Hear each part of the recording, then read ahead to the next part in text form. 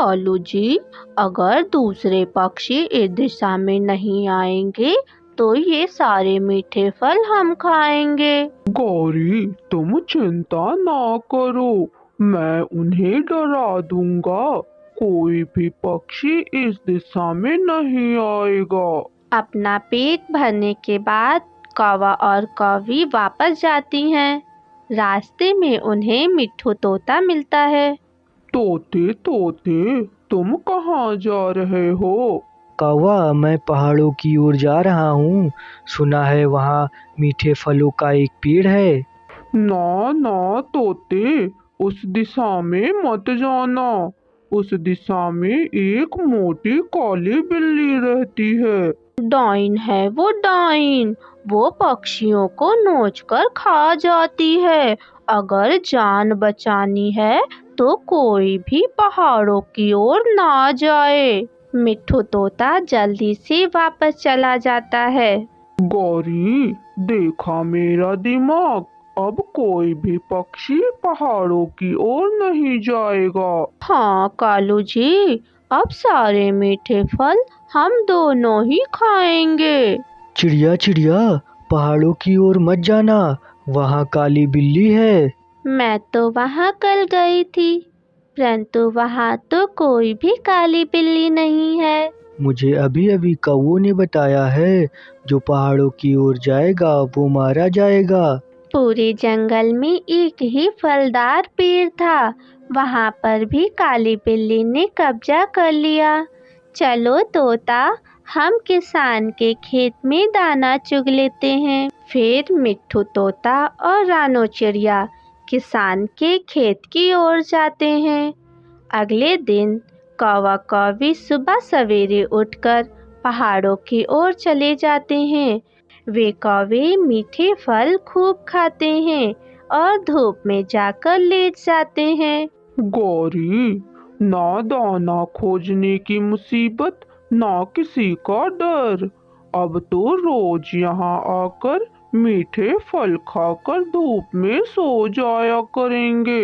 हाँ कालू जी, और दूसरे पक्षी काली बिल्ली के डर से इस तरफ नहीं आएंगे। सारे पक्षी भूख के कारण मारे मारे फिर रहे थे।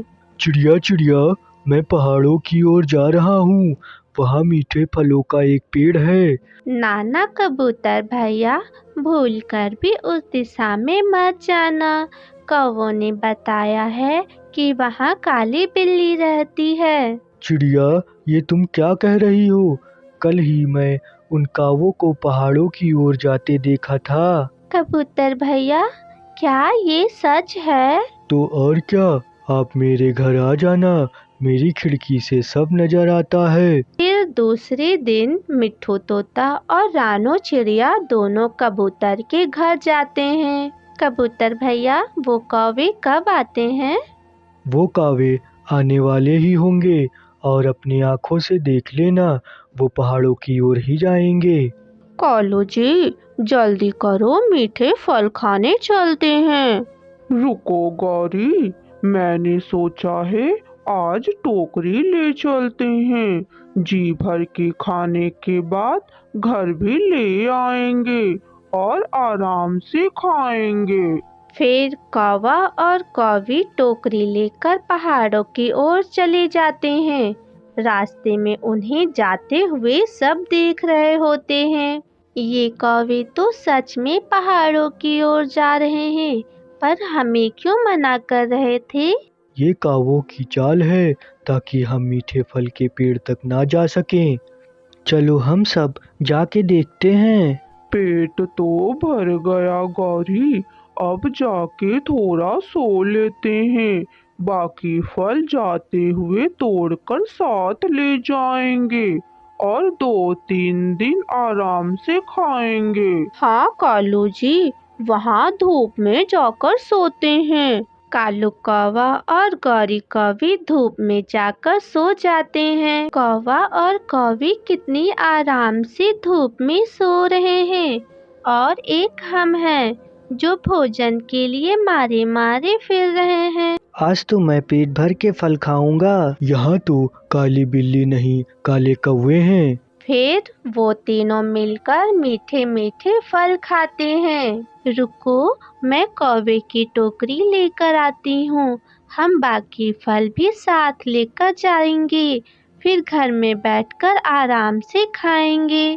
तब रानो चिड़िया कौवे की टोकरी ले आती है और पूरी टोकरी फलों से भर लेती है। चलो अब चलें, अब ये फल कई दिनों तक खत्म नहीं होंगे। फिर वो तीनों वहाँ से चले जाते हैं। शाम को जब कौवा और कौवे की आँख खुलती है तो उनकी टोकरी गायब थी। कालू जी, हमारी टोकरी कहाँ गई?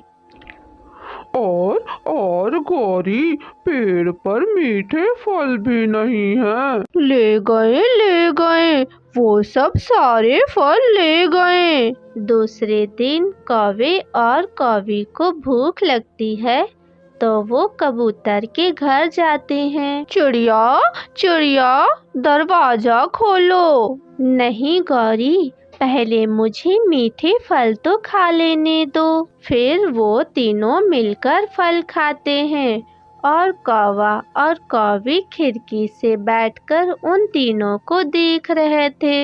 हेलो दोस्तों, अगर आपको ये वीडियो पसंद आई तो इसे लाइक करें और ऐसे ही अच्छी अच्छी कहानियाँ देखने के लिए हमारे चैनल को सब्सक्राइब करें।